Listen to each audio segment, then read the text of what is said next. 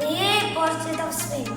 Pitali ste zašto bi baš naša škola trebala dobiti računalo? Pa evo, idemo potražiti odgovor na to vrlo važno pitanje.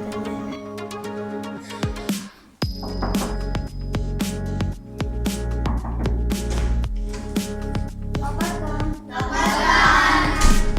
Dobio sam zadatak da nađem odgovor na jedno jako važno pitanje. Hoćete li mi pomoći? Hoćemo! Što misliš, zašto bi naša škola trebala dobiti računalo?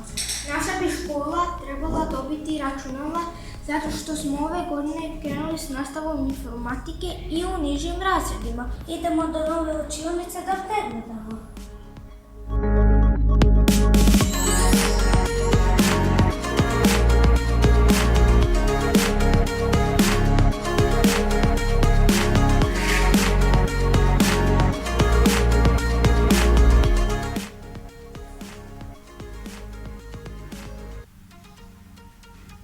Sve prazno, samo klupe, žalosno. Evo vidite, dragi naši hepovci, učenici imaju informatiku, ali nemaju na čemu raditi.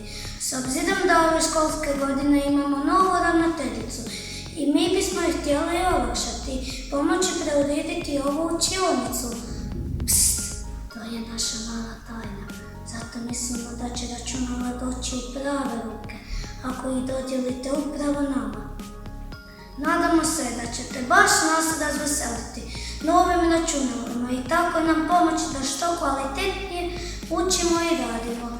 Veliki pozdrav iz Duge Rese!